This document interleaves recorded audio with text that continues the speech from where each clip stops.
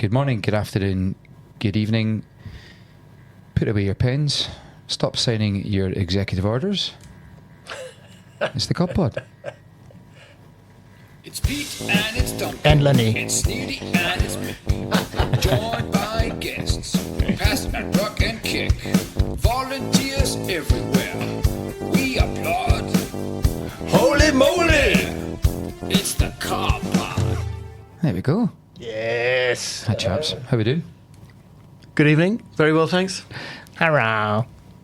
Hello, good to be back. Missed it last time. You did? You're alright, you're back I in was the... not a very back in well the- boy, but I'm okay now. You're looking quite sharp in a nice little pink Very shirt. kind of you to say so. Clean underwear as well. Who would have thought? Who would have thought? About time. There's parts of me that's still a tad dusty from the Cobham Rugby Club pub quiz night, Oh, yeah. which was good fun. Pete, we were on a It was table great, together. It was Yeah. very good fun.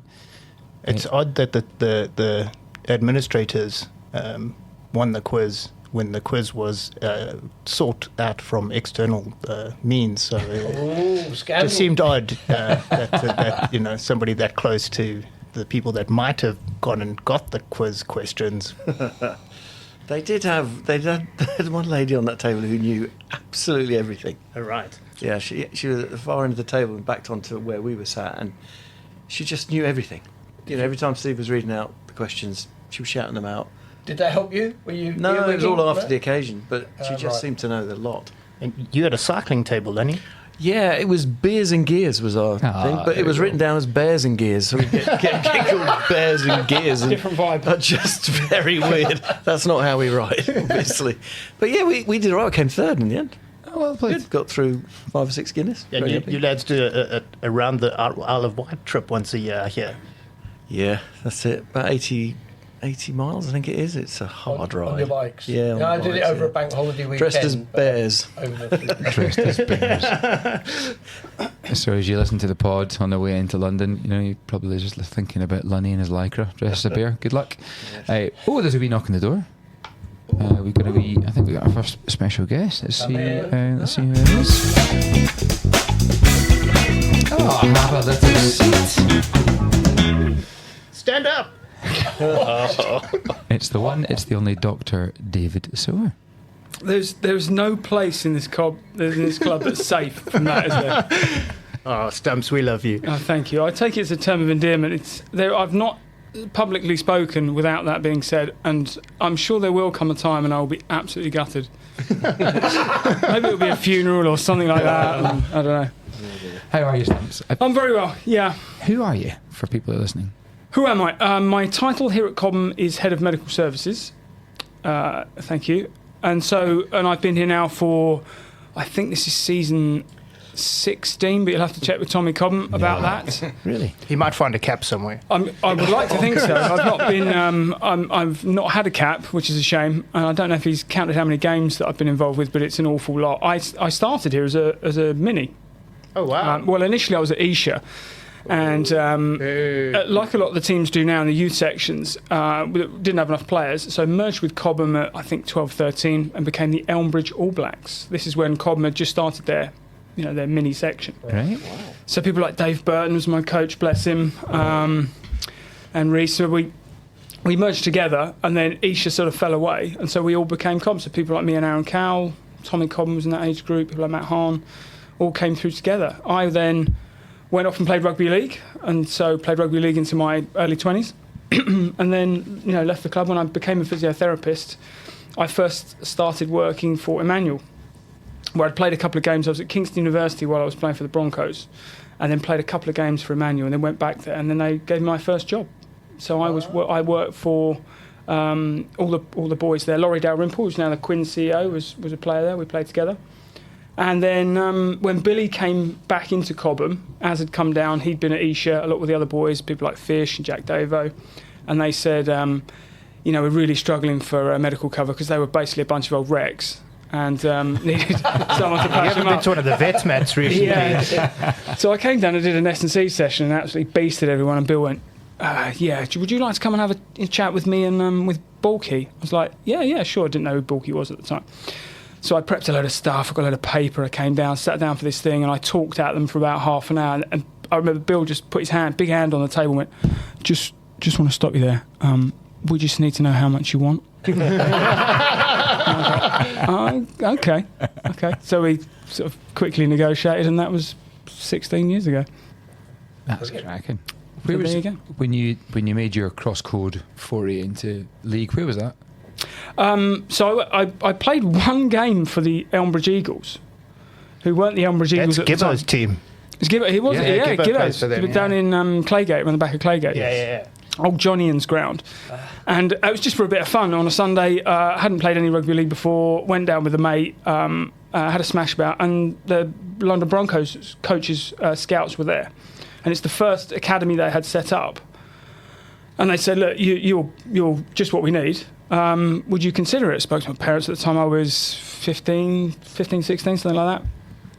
And literally, I'd played one game of rugby league, so I didn't know what I was doing. So I had a 10-week trial with them, and they were like, yep, you're in. So I went through the junior academy there, senior academy, and then, a couple of sits on the bench, resis, bit of that, and then got thoroughly bashed up. Broke my nose 3 times, smashed my body, knee, the rest of it, and thought, do you know what, I better find a different career. Because I wasn't a particularly talented rugby player. As you've seen, I worked hard, I shouted a lot, and that was that. You fit quite well in this room. Yeah. So- That's all it takes, isn't it? And you're visiting to discuss your Concussion Forum. Which I have both personal experience of, being smashed in the face repeatedly, and obviously from a professional level. So when it's a strange sort of career path. I wasn't particularly academic at school. I really struggled. I had dyslexia quite badly, and I'm your classic sort of special needs kid. I had the fogged out glasses over one eye, the full work. So I would get shipped off at lunchtime in the special van. So academics really struggled with, and from there. Didn't really know what I was going to do academically, and so only through the Broncos I managed to get on a decent course. I went to Kingston University, and then from that, loved every minute of it. That then came out of there, didn't know what I was going to do, and I thought about Army officer recruitment. Went round the houses with that, and they were oversubscribed at the time, and managed to get a place on a physio course as a mature student. So at a clearing, there were 300 odd applicants, and unfortunately, I managed to get one of 3 places. So that was a physiotherapy degree, came out of that, loved that. Then thought, well, don't really know what I'm going to do here. Didn't have a job in the NHS. So I did a master's degree under Professor Leslie Haig, who's an amazing mentor of mine.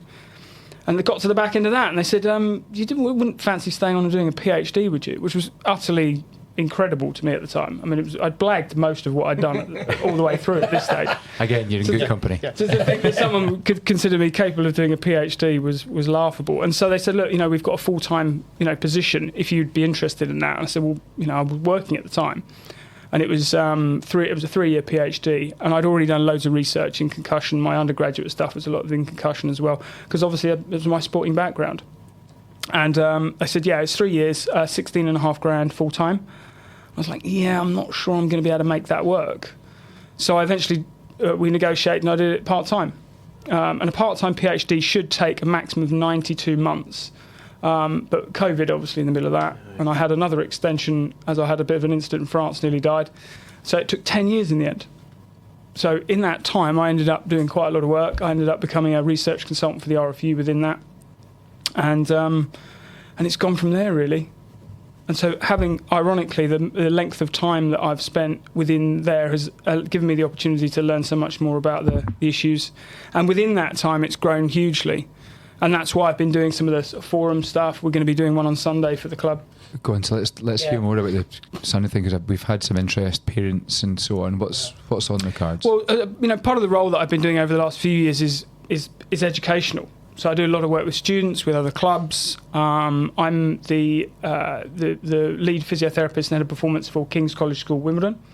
So obviously in the education sector, it's a huge issue. So I've been doing lots of presentations to give parents a better understanding of the risks, how we can mitigate the risks, some of the risk factors, and to answer a lot of questions, because it's an area that's mired with a whole host of myths and misinformation and fear-mongering, and it's really challenging. It's challenging for medics, it's challenging for parents and players. and they are, unsupported. It's difficult. I mean, the governing bodies are having a tough time with it at the moment. There's loads in the press. It's just a really challenging sphere to be involved with for all of the stakeholders in rugby, and it clearly is having a huge impact on participation levels. Yeah. So I think that what we want to do is give people a better understanding of the issues, but also demonstrate that what we do at Cobham is absolutely gold standard. And I've had the fortune of being in and around many organisations, both from a school and club perspective. And if you're going to play rugby and you want to be safe, I don't think there's any better place to do that than here at Cobham. So I would echo that just before I ask a question. So my son got concussed on Sunday playing for the Colts. Yeah. And I've sat down with Sim. We've written out a plan. He was symptom-free today. It was the first time he was symptom-free. So we know exactly what we're doing. So all the physiotherapy help that we've got here, the first aid, everyone is on the head case, that return to play, that graduated return to play that's now changed from what used to be like 2 weeks off. You've got some step changes. So and I think the club's been brilliant. Sim's done a lot of these, so I went through it all with him tonight after training and said, when can we next get him back? What are the increments that we can start to do it? And there's a lot to learn. But as I say, I think this club takes it really seriously with people like you at the helm, and that's reflected in how we look after some of the kids that are playing today. Yeah, I mean, sorry. When is the forum? Oh yeah, It's on Sunday. On Sunday? I believe it's 11 o'clock. 27th, is that right? Sunday the 20. 6th. I'm going to say 6th. 26th, okay. Yeah. And it's up here? It's upstairs, so the Cobham Suite at Cobham Rugby Club. It's open to anyone that wants to walk in and sit and listen. Yeah. And there'll be an open forum at the back end of that with loads of questions that I'm sure people will have. Yeah, so we've pitched this in some of the schools as well. We've put the posters in and shared that, and we've picked a time that sort of bridges some of the minis leaving and some of the early games for the youth, the younger youth sides as well. So. Yeah, so even if you're not going to be there for the whole thing, do pop up because, as I said, we'll have a Q&A at the back end of it, and hopefully I'll be able to answer a lot of those questions within it because they're the common ones that come up so frequently. So I'll ask you one now. Do you think we're at a stage or a point where rugby is as safe as it can be, or do you think there's more that we can do? That's a belter. Yeah. In its current guise, I don't think that. It's a process that's forever evolving as the game is. The fundamental thing about rugby is it's not a game that's been fixed. It's constantly evolving. The laws are changing on a yearly basis. That's what's unique about it, and I think that's what's a positive thing about rugby is it is quite flexible in that sense. And that means that you do make errors when you're coming up with things that are trying to be as safe as possible. So in terms of making the games safer, I think there is other steps that could be taken along the way. But for where we're at now, for the data that we have now, I think that all of the governing bodies and the stakeholders are doing the very best they can. You've also got to buy in. What underpins the hardest part about this is safety is a subjective word. It's not binary. And so we measure it in terms of the epidemiological information. How many, what's the frequency, what are the risk factors? We want to come up with something as measurable as possible. But safety is what you choose it to be. And we've got the rise of other sports like MMA, boxing has been around forever. It's whether you think the risks outweigh the rewards or vice versa is whether you think it's safe or not. I don't think there will ever come a point where governing bodies, clubs cannot do more. There is always more that can be done. But what we're trying to do is within that framework make it as safe as possible. Brilliant, yeah. Class. And it's pitched so that the I'm going to call it a forum on Sunday. Yeah, so it'll be a presentation and I go over loads of the information about risk factors, about the current levels that we've got, some of the things that the club are putting in place. We're very, very fortunate to have a sponsor in Motorfix that helps support our player welfare scheme. So we're going to be rolling out as of, well, hopefully quite soon, but it'll probably be the start of next season, IMGs, instrumented mouth guards for senior players. Yeah. Which is not something that we see hardly ever. We might be the first club at this level to have instrumented mouth guards, which give us data about the forces that players are receiving when they play the game. We've got that at Premiership level now, and lots of, and there are some age grade schools that are involved in it. But to get it at level 6s, level 7s is really hard. So that's going to be great information that we're going to get fed back, which goes alongside using the proactive system, which the club have been a pioneer of. And there's now the RFU, my colleagues tell me there's 450 plus clubs and organisations using proactive. Are there really? Yeah, so it's really growing and it's getting better. It should be, at some stage fairly soon, be enrolled in some of the school software programs so they can use it. Fantastic. And that crossover between clubs and schools is such a vital one. At the moment, it's the missing link. So you could have a head injury at a club or a school and no one else knows. I remember when I read your 77,000 word thesis, because you maybe do it the first time you came in the pod. It surprised me by something as simple as there wasn't a singular method of capturing and reporting injuries at the side of a pitch in schools or clubs in any country. I just found that absolutely back. And so absolutely, yeah. I'm guessing we're now at the time where the data and the gum shields, is it becoming clearer? Can you see any of that? Yeah, it is. Yeah. We're getting a better idea of the frequency of these kind of things because reporting has always been, again, quite subjective. You're reliant on, especially at grassroots levels and youth levels, on people coming forward and reporting. And that, again, is mired with issues. I might create an intervention which encourages youngsters to come forward and report symptoms, which may look like the incidence rates are going up, where in fact that's a positive intervention. Yeah. So one of the pieces of work that I've just done with the RFU is a means of gathering data about attitudes and behaviour. So we've done the largest scale investigation of the knowledge and attitudes towards concussion in youth rugby players that's ever been published. It's about to be published hopefully in the next month or so, because we needed a means of gauging the efficacy of interventions, because you can't base it purely on the incidence rates, because they're still quite variable. Professional levels, they're pretty much flatlined. We've got a good idea now, because you've got the cameras and you've got medics, pitch sites. So we've got a good idea there, and along with the IMG data. But at youth levels, still got quite broad numbers. So we're starting to narrow that down, and I think within the next 2 or 3 seasons, we're going to have a far better idea of actual incidents. Benefit of which means we can then, we can put in interventions and measure them. That's the real thing that we need to do. We want to see what impact that an intervention has, whether it's tackle height, whether it's law changes, whether it's education. Brilliant. Got it. Fantastic. Dave, thanks very much for coming. I think the talk is the same time as the Under-12s Waterfall Cup on pitch 3. But we'll try and come and hopefully catch the end of it. So what you're saying is that you've brought me on and then you're going to follow it by a GB Olympian, and then you're putting the Waterfall Cup against my presentation. Is that what you're saying? That's correct, yes. Okay. This is my second and last appearance on the Combat. You can blame Surrey for the schedule. It's not all Mick. Well, thank you all for having me. Yeah, Dave, thanks very much. Thanks for it. Really I know, thanks for having you to the Dave. club, mate. Wouldn't be the club it is without you. So. Genuinely, it's my pleasure, and I wouldn't be here for the money. Let's put it that way. All right, thanks, pal. Thanks. Shall we drive into a wee bit of the Cobham review and start with? There's a wee shout out for the minis, Lunny. Yep, absolutely. So, there's a bit of an ask for some more under-5s signing up. I know that Taryn pushed one of the Diddy players across. They're a bit low numbers in the under-5s at the moment. So can we give it a shout-out to anybody who's got school WhatsApp groups, anything like that, where they've got access to potential players that age. So under-5s, big shout there. Also, big shout-out to the 13 under-9 minis who played at Twickenham on the big game, 28th of December. Wow. Half-time, I saw them. I was high up, but I saw those little Cobham shirts running around. It was the big game, half-time between Harlequins and Leicester.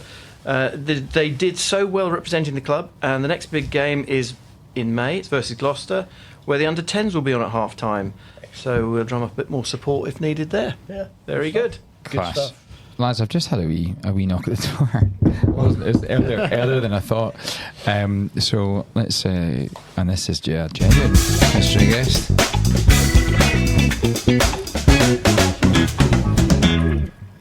Big man. Yes. Marcus, how are you?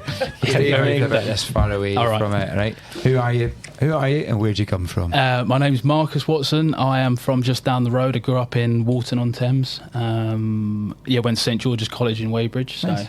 pretty local for me. Right, and you're here at Cobham because you've. Go and talk us through how have you arrived here? What are you doing? Really random. I retired when did I retire? In July, maybe end of June. I was playing rugby in Italy for my last 2 years. You lasted longer than your brother. Yeah, I did actually.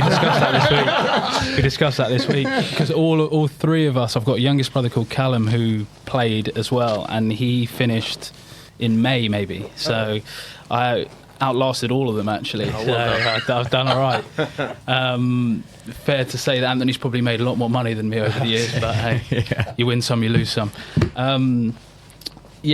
A family friend actually turned around and asked me, Anthony Borkwell's dad. Right. I'm sorry, Son. Joe Borkwell's dad, Anthony.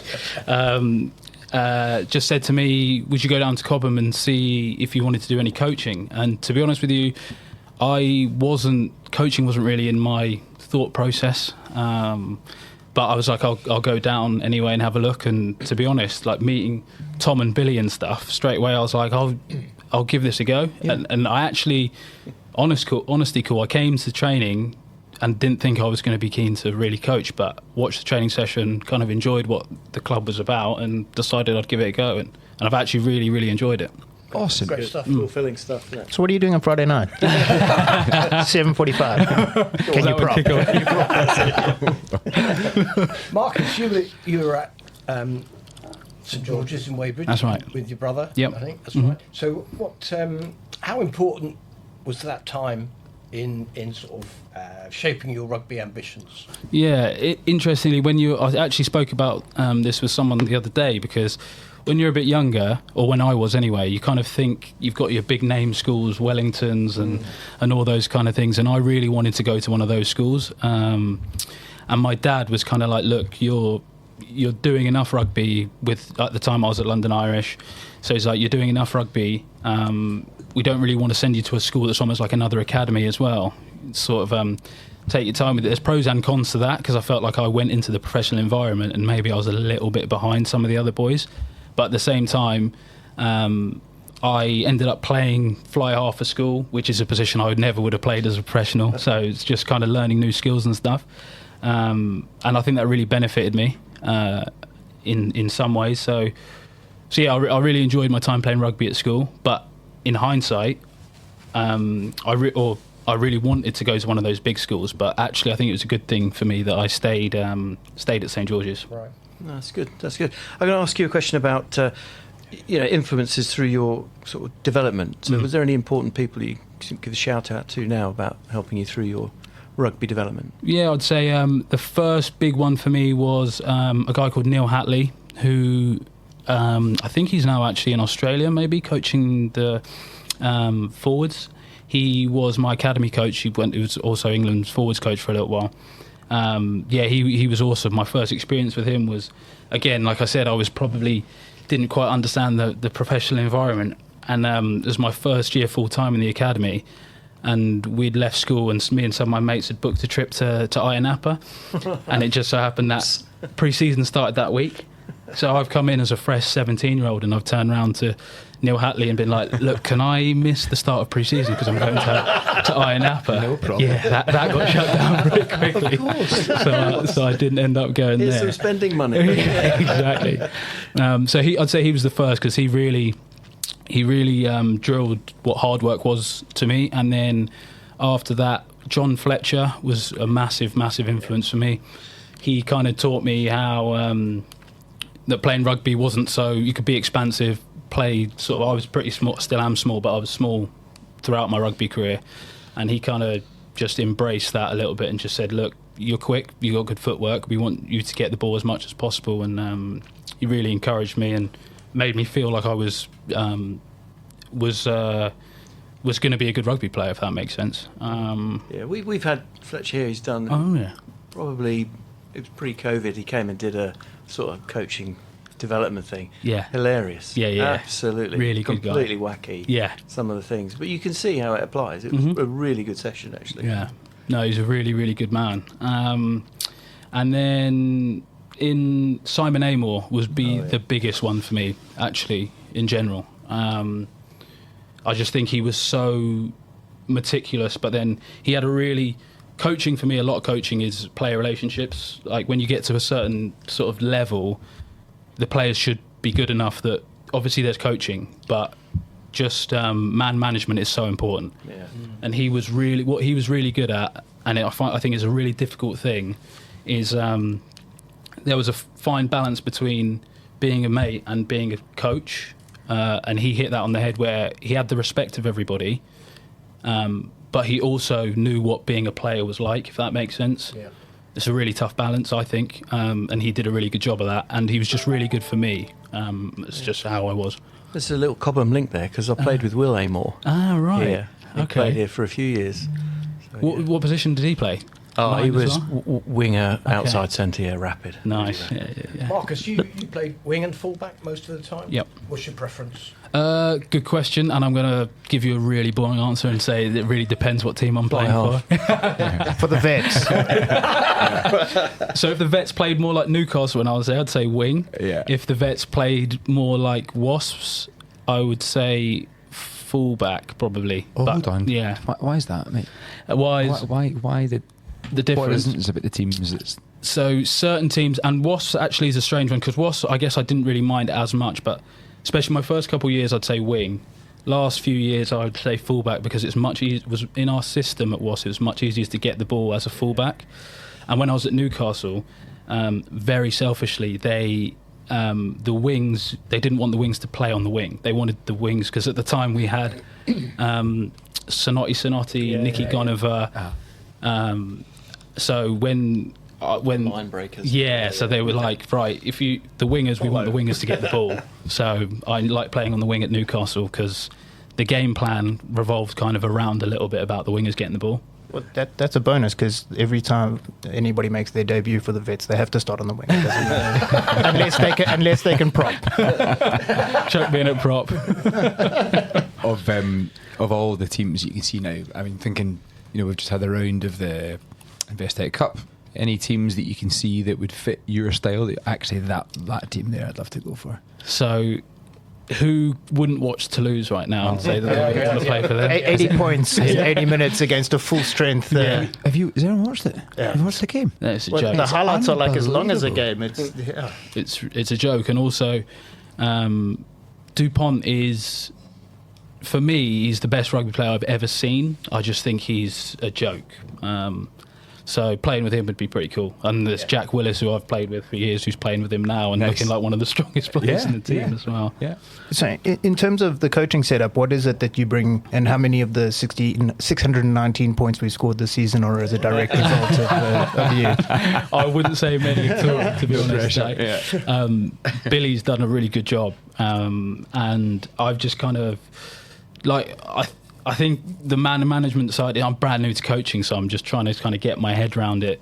But there's some really good players. There's some really, really good players, like high skill levels. And I was just saying on the weekend, I think we won, 65. And there's one of those things where you can watch a game and you can make simple things look easy that aren't simple, if that makes sense. So like just simple hands. But the boys were just kind of, timing was perfect. The passes were right in front of people who were managing to hit onto the ball at speed, made it look really easy. And I don't know how many games that is. We're I think it's undefeated. nine. Is it 9 in a row? 9 in a row, yeah. 9 in a row, yeah. I mean, I felt that, oddly enough, in a 65 game, I thought the defence really outperformed. The attackers, yes, they scored a bunch of tries, but the defence was unbelievable. Yeah. So what I've said to the backs is the flashy stuff has looked really good. The thing that I've been most impressed about is the little things, chasing kicks. Finn Saville in the centres making some really, he's got good footwork and good offloads, and he's a 12/10, but he's one of our most physical backs. He's playing really well, but just the what did I call it? Like the doggedness of the backs is impressive, and for me that shows a team that likes playing for each other, especially as backs. So that's impressed me. Has looked good. I have a question a little bit about your playing career. Mm-hmm. Obviously, you spent some time in Italy as well as Newcastle. Where's the best food? where's the best food in Italy or Newcastle? not exactly. That's it. That's a tough one. You know, one thing I'd say that's really disappointing. The lunch dinner we had at Benetton was terrible. You'd actually struggle to find bad food in Italy, but somehow the rugby club decided to make some terrible food. It was shocking. Yeah. And so, Marcus, highlights in your career? If I'm honest, the obvious, the one that first sticks out is the Olympics as an event. Maybe not necessarily. I love the tournament. We did really, really well in it. But It's a bit of an understatement. Silver medal in Rio. Yeah. But there's actually bits in my career that stick out on a personal side quite a bit, and stuff that maybe people might not have probably wouldn't have even noticed. But I, like my brother, not as bad, but had quite a few injuries, and some, like my Achilles, which was ongoing. There was just little times when I felt sort of injury free and was playing. That was the most fun parts of my career, actually. So I think there was a game a warm up for Wasps. I think we were playing Gloucester, and I was just like in the warm up. Achilles felt great, and it just sticks out to me. One game in sevens, we played South Africa. I think it was the best 14 minutes I kind of put together. I kind of just felt like I was playing in slow motion. Those two things would be the most standout. But yeah, the Olympics, what was special about that was after we were sort of on the podium, going over to consult my parents who had travelled out. That was pretty special. Oh, fantastic. Yeah, so that was cool. Very good. And classic rugby podcast questions. Yeah. Who's the best player you've played against, and who's the hardest player you've played against? So I'm really glad you've asked that, because this is the first sort of podcast or like any interview I've done since retiring, and I never liked answering this question when I was playing because I might play these people. I didn't want them to know. So I would say in sevens, I'd go. There was a guy called Frank Halai who played for New Zealand. He was really good. He actually played for Wasps a little bit. 15s, Charles Piatow. And I would want to say Cheslin Colby, but actually he's probably my favourite player to watch. But actually to play against, I don't think I ever played against him when he was at his best. So I don't think that's fair to say him. But yeah, I'll go with Charles Piatow. Okay. Yeah. Very good. Is that because he's pointy? He's just one of those players Pointy and that, solid. you know, when you just got someone that he can probably run round you, he can bump you, he can step you. It's a hard challenge, you know. You should come watch me in the vet. A similar prospect. I can do none of those things. I have an ask of you, because I know that you're doing a lot with the seniors, and I do know that you've been on the pitch with the under-15 youth team as well, which is very generous of you. So thank you for that. All right. I don't know if you know, but the under-12s have been invited to go back to the Monaco Sevens. Okay. And they've got a coaching team that are, combining all their sevens knowledge and trying to train a squad, and then they have to select. Yeah. Maybe if I can grab you afterwards, you might be able to do a session with those guys, because they're really keen for some sevens insights. Yeah. I know Jeff and Owen. It's a mixed under-11s, under-12s this year. So Yes, you're right. But even so, they're going out. I think they're going out in April. I think End of April. End of April. So they've got plenty of training sessions going on. So if we could get some insight from you on one of those, I'm sure Jeff and Owen and the team and Matt would be very grateful. For sure. Yeah, absolutely. Serious squads go out there, like the Bulls from the SA Centre squad. Yeah. And there's full international squads. Under 12s. Yeah. That is insane. And Montpellier Centre team, it gets properly competitive. Okay. Is it one English team? One English team, which is Cobham. Oh, wow. It used to be a different club. Whoever else, it doesn't really matter. No. But Billy got an opportunity, and he said he committed us before we could even have the opportunity. We had one of the coaches on a couple of weeks ago, Owen, who was trying to give us, the world's tiniest violin. It was actually quite tough to take all these kids out to Monaco for the weekend. But, thanks, Owen. with Mike Dennis. Unbelievable. Happy to help. Right, great. Well, listen, thanks for coming in. Thank you very much. Thanks, Mark. Thank you very much. Was it 2 weeks ago, or maybe, I think it was 2 weeks ago, when we had Billy. He was sat right where you are, Pete. We had Billy in here, and he was talking about, I think back then we'd won 7 in a row. Yeah. And there was a moment in the room that you could feel that, there was hair standing on end. It was a really special moment where you could feel the there was a bit of energy and success coalescing into just a bit of magic in there, and I can still feel it when you walk in the room as well, mate. So Nice. Thank you. there's obviously an impact of something, and keep it going. No, Yeah, thank nice. you. Cheers, guys. Thank you very much. Thanks very much, Marcus. Cheers. Magic. Oh, cheers, Marcus. All right. Thanks, pal. Mick, you know Cheers. who we do need to get on the podcast? Go on. Is Tommy Cobham. We need to get him on at some point. We do need to get Tommy Cobham, because if we get a chance, we should totally get we should Tommy get him Cobham on. on. There's just some things there's some wheels and cogs that if they fill out. Cobham review just time. The Cobham review time. Right. Okay. Right. Let's go. Oh, hold on. There's someone. Hang on a minute. Is there a wee knock at the door? Hello. Gee, here we go. Then he pops in. Thomas Cobbus. Good evening. Tommy Cobham. How are you? Good. How you doing? Not too bad. How was tonight? How were the boys Yeah, good- tonight? good- Anything? good session. Just bring your mouth a wee bit closer to that. Oh, that'd be good. Yeah, no, good session, certainly. Yeah. Good. Who are you? Where'd you come from? Thomas Schofield, or as you folks call me, Tommy Cobham. Yeah. Official role title? Official role, first team manager. Right. Started here when I was 17. Right. Sons in the under 11s. Yeah. So I've been a fair while. Hold on. If you started here when you were 17, how many years have you been doing this? Oh, the Podfathers just delivered a pint of Guinness Zero. Thank you very much.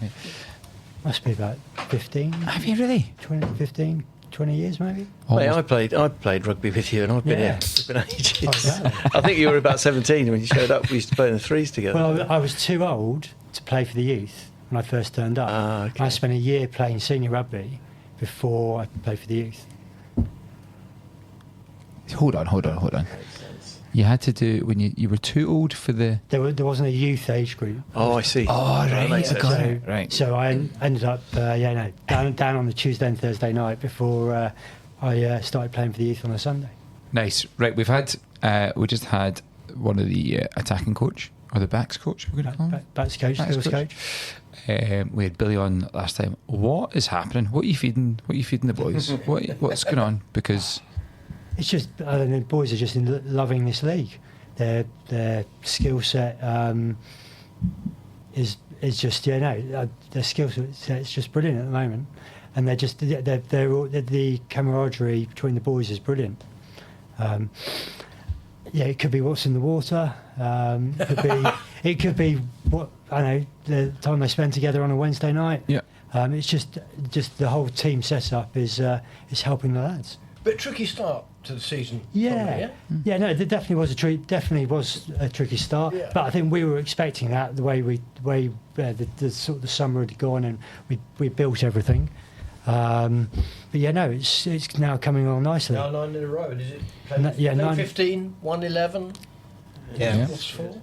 Next two games are against number Yeah. 2 and number 3 in the league. Yeah, Away. so tough games ahead for us. Yeah. Full noise. And Ruts last game of the Yeah. season away. Yeah. So I think we've got 2 home games left. Yeah. And- Trinity is one, isn't it? Really? Yeah. KCS. Yeah, that's it. KCS Silver. How many games have we got left in total? Would you- 6, 7. 7. and only 2 at home. Okay, Yeah. so we've done okay, fair. Yeah. Nice. Right, Tommy. One thing that always amazes me is when you come up to play a game of twos or a game of vets or a game of, you go in and everything's all set out. All the strips are clean. They're all laid out. Everything's ready. Everything's booked. And that's you, right? I'd like to get a sense of how difficult it is, or how much time do you volunteer and feed back into the club? And I've always Go on. thought when I stopped playing, what would I want if I was still playing? So seeing the shirts hung out and everything is my part of giving back to the players. nice. I've spent a lot of time here on Saturday, like 5-6 hours through the entire day, probably. And Wednesdays I'm here for a few hours sorting things out. I know, Tommy, 8-10 hours. do you hibernate in the summer? I mean, what do you do? What happens in the summer months? I definitely hibernate. definitely hibernate. Get time off. Wife and son finally get to see me. So Good. Take a deep breath. Excellent. Do you know, we're just going back to our winning run. Yeah. We haven't lost since my birthday, which is Ah. 12th of October, in case you're thinking of sending a card Next year, yeah. Okay. Note to Make a note of self. that. Can you turn 100 every year?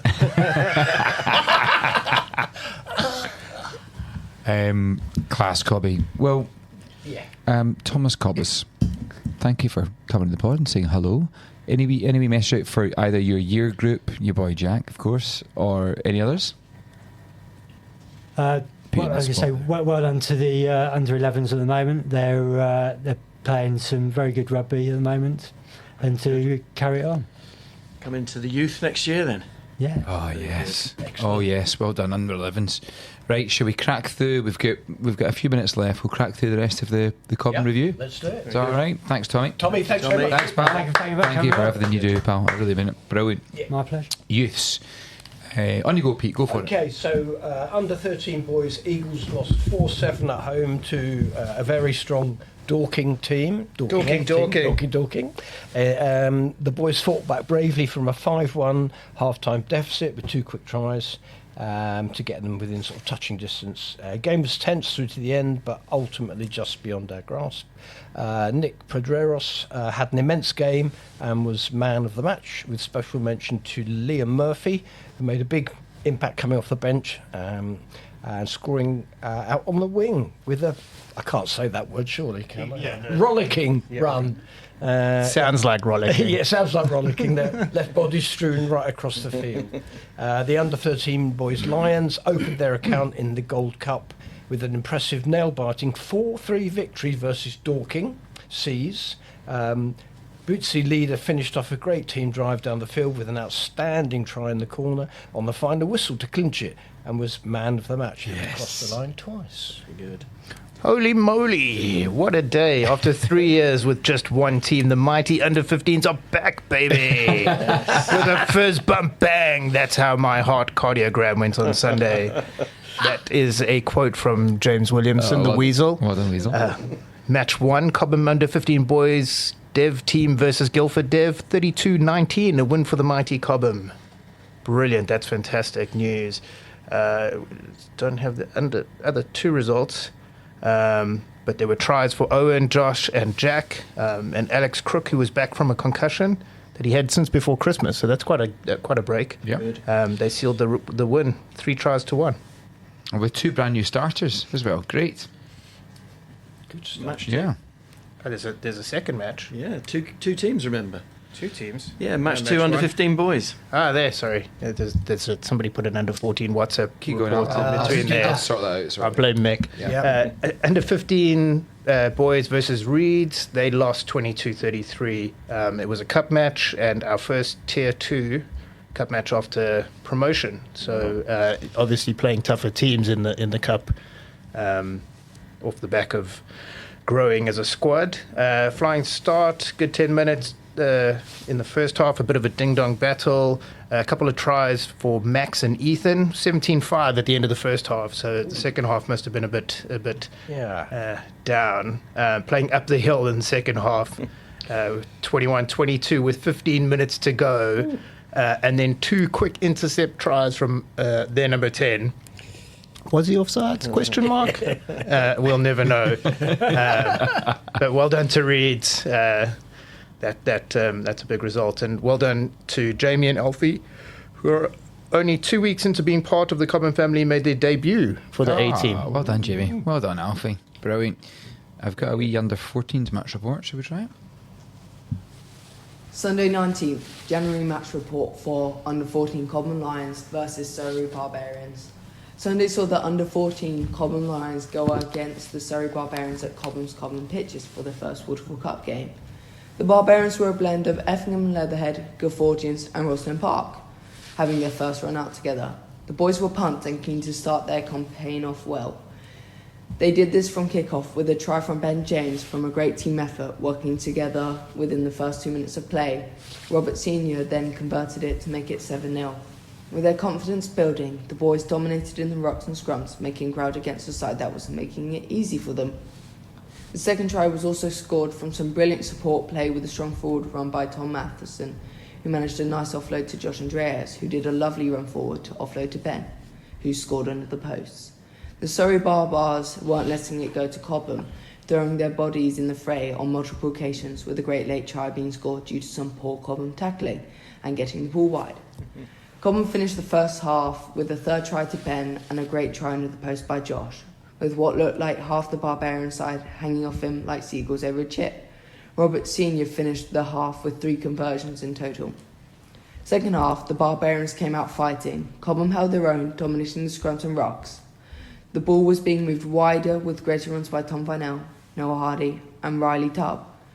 The Barbarians continued banging at the door, but with great defence by Raphael Andreas, and in a particular moment a monster hit by James Higgin. Ben James, now playing like a Marvel villain, not letting anything get in his way, continued his scoring streak with 3 more tries, mastering the pick and go from the scrum to continue his scoring streak with 3 more tries, mastering the pick and go from the scrum to put pressure on the defence.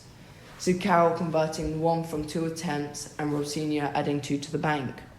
The Barbarians managed a second try through some great rugby thinking, taking a quick tap and go to score under the post. Throughout the game, their confidence never dipped and they were one to watch as they play more together.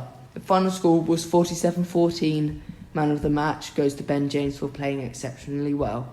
A great first game for Cobham boys, confidence to their Waterfall Cup games and their next game on the 2nd of February.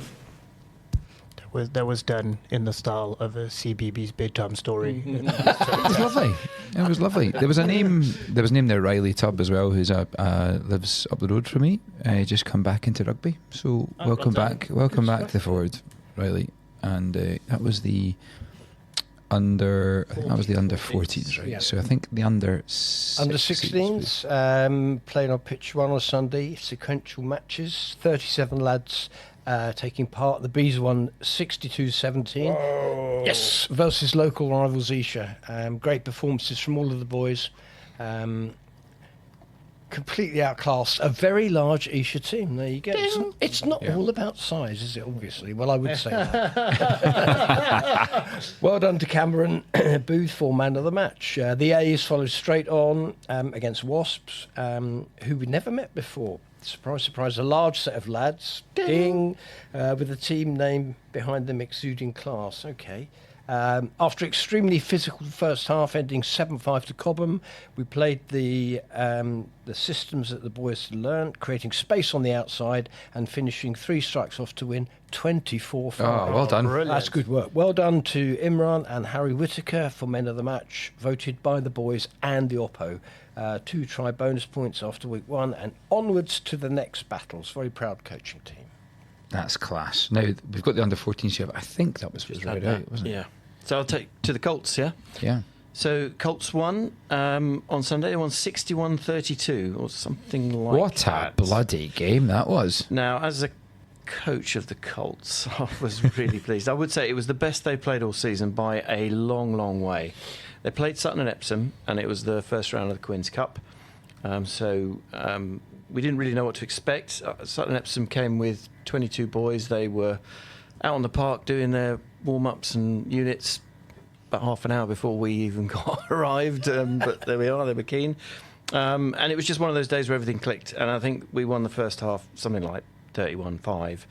And the second half, inevitably, I think, they lost their way a bit. The Colts, I think, the red mist or whatever it is comes in and they all think that they can run through them and, you get a few turnovers and loose balls. And they came right back. And to be honest, Sutton didn't give up. They wanted their bonus point. And they got it, and then we sort of switched back on for the last 10 minutes and scored a few more tries. But it really was excellent. It was good to see. I had so many boys available. In the run-up to Christmas, we talked about this. We were scraping 15 or 13 players to go and play a game. I had like 27 available, or 29 available last Sunday. Got 27 this Sunday. So selection becomes a bit more of a headache, but well done, the boys. Yeah, that's great. One thing that's not here is under 12s. So we had our first, we got 2 squads, the Lions, the Eagles, and the Eagles were playing. Either Lions or the Eagles, I forget, even though I was due to referee. We played Dorking, and I think Dorking, and I think Dorking have got a strong enough squad they can put out 3 teams, and we were deciding, where do we put our development squad? Do we put it in the middle track of the Waterfall Cup, or do we put it in the bottom track, or do we put it in the top track? I think the colours, don't they, Lunny? They got green, white in our tie. And we thought, do you know what? It's a challenge, so we'll go in the middle track. So we put our development in the middle track, and we turned up on our first game against Dorking, who can put out 2 high quality A's, and it was a bit of a schooling. But I will say that when we woke up, the usual Cobham problem. Once we woke up, we held our own, and it was a pretty tough day at the office for the boys, but really well done because our heads didn't go down. We bagged a try, and there was still a bit of go forward with the ball, including a new boy, Charlie, who's just joined from Claremont School. Was absolutely fantastic with the ball. 8 foot Charlie. 8 foot Charlie, yeah. I think my boy Angus got back to try and got man of the match as well. And we might be losing games of rugby in under 12s, but have we lost a Mars Bar challenge? Exactly. You score the last try, win the drinking, or win the that's it. That's it. So well done to under 12s. I know that was a tough day, boys, but I think all of us coaches were mighty proud of the result. So we'll come back for the next week. Excellent. Tommy, what was the 2 score? 32-10? 36-10. 36-10. 6 cards, 5 yellows and a red. You are having a giraffe. 4 yellows for us, a yellow and a red for them. A bit scrappy. Against who? Chipstead. So very interesting game, but not sure what happened. All right. So so that was last week. That was last week. Yeah, last week. What's coming up? One's game. Bang. Weybridge Vandals away on Saturday. That's a big one. It's a big one. Yeah. They took it in the last couple of minutes down here, didn't they? Yeah, 25, like a 27. point or 2. Yeah. Brilliant. Absolutely awesome. Good one to win. 2 Cobham coaches over there as well, right? Yeah. Damien Porter. Ports who we played with, he is. George. And George Pickershill. Yeah. Good. Looking forward to that, but closer to home. Close. Friday night. Friday Night Lights. Yes. Are you playing, Mick? I haven't. I think we've got 25, 26. Are you playing, Mick? I haven't said yes. Mick, are you playing? I may as well. Yes. Which will I'll be there. Which will be great. Can't wait for that. And 2's got a game as well. I'm not sure. Not sure. No, 2's game. Weekend off. Okay, great. Go well, all Cobham teams. Yeah. What about the social calendar? We've got the West Country Tour, which sounds brilliant, on the 17th to 20th of April. 30 spaces, 250 quid a person for everything. All in. Get it booked. What could go wrong? Yeah. That's Ollie Fielding's organising that. He is, Indeed, If you want to know more, go and speak to Ollie. Vets tour end of April, so coinciding with the Monaco tour at the same time, but heading to Nairobi to go play. That trip will include a game reserve drive, which should be pretty good fun. Game of rugby and all the crack you could want. We've got some. So there's 2 spots I think available. And there's really no real age limit for that. We're going to have enough vets players. So even if any of the seniors are interested in going to Nairobi and having a fun time, I know that when we went to Jamaica, we took Ryan Orgler, Ollie Fielding, and Big Ute with us. So it is open to anybody really. Yeah, a bit of charity in there as well, which would be good. Pete, talk us through the long lunch. 8th of March is the Braemar All Stars AGM and our Old Surbitondian former players lunch. Trinity at home that day. That'll be a big lunch, and it sounds like a long way away, but it's 6 weeks, 7 weeks, and we'll be there. And the other thing, I know that Ian Thomas, our president, is very keen on PSA testing. prostate cancer. It's an avoidable killer. So why not get yourself a test? If you just Google the test, you can find out where to go. I'm actually going on the 2nd of February. I had a test 2 years ago. It was all green light, but they recommend you go back every 2 years. Is it a blood test or a? No, not the finger test. It was a blood test. Yeah, I'm just It's an trying to important clear it point up for everybody that it's a blood test now. You don't, it's not the not the rubber glove thing. Yeah. And just one last thing is Thank God this isn't on video. A shout out to Norman Evans, who's in St George's Hospital at the moment. I spoke to him on Tuesday, but he's awaiting to have a pacemaker fitted. So get well soon, Norman. Hope to see you at the club. Norman. I know a couple of guys who play rugby with a pacemaker, so we'll see you back in the field quite soon. Norman. I don't think Norman will be playing. Kenny Prop. Yes. Now, how about this? I've got a bone to pick here because it says on the notes, club news, new LED floodlights on the AGP in pitch 3. My eyes still hurt. And I dropped a couple of balls today on the pitch, and I can only assume it's because the lighting blinded me. Is that did I get away with that? Yeah, absolutely. Such a good job they did. Yeah, I mean they've been brilliant. Those lights. The last 2 or 3 Sundays when we played with the frost and we've had this fog settle in, we've had the lights on pretty much from about midday. Just really lights up that pitch. It's really, really good. And Just they're during the like day. full competition quality or something? They are. Very nice. And did I read? It's all swanky LEDs, right? So when we think about green credentials, all that ESG stuff, there we go. We got a 5-star food rating. Well done, Jackie and Courtney. Yeah. So we've got the two opposite ends of Cobham, because remember was there not the old spice oven down at the bottom end? Oh yes, zero. They got I think it was one of the worst, was it? one of the occasionally 0-5. So there you go. That's where we had our under 5s dinner, the first one. Yeah, you pick your chance. Pick your chance. All right. So well done to the catering team, because I know that's probably quite a heavy prep session. Yeah. So well played. Lunny, what's next? Well, I could talk about what's coming up at youth rugby this weekend. Yeah. So, I mean, we've just been through a load of results from Sunday. We had 7 home games, right, and 1 away game. Part of that was because of the backup of fixtures from the frozen out weekend, so we only managed to get about 3 games done, so quite a few rolled over. But the way the cup draw has fallen this weekend is we have 9 home games for youth and girls. So we have done lots of juggling of pitches and begging and borrowing of refs from Jason and his cohort, and we've got some young match officials from our own ranks and from Surrey's ranks being appointed to referee. But yeah, we've got around 300 and something kids going to play rugby here on Sunday, so the kitchen's going to be busy. Fantastic. The barbecue huts are going to be busy. It's just going to be rammed. I think we've also asked for the overflow parking, which we don't do very often because we've got a lot of parking with the school, but I think we're just going to push the emergency help button. What time's that starting? Well, the youth fixtures, the first kick-off will be around 11:45. Should be the under-12s on the AGP. They've got 2 games, Purley and Wimbledon from memory. Yeah. And then we'll have a big block of fixtures, probably starting about midday on every other pitch. And then they'll clear, and then some of the older teams, the 15s. The 15s are in the early block. But the Colts are playing at home again against OCs, and then the 3 girls teams, 12s, 14s, 16s, all playing at home. 18s are away at Ruts.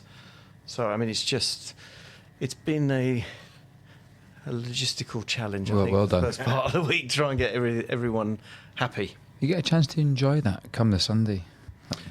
Yeah, I do. I mean, I like coming down and seeing it all busy.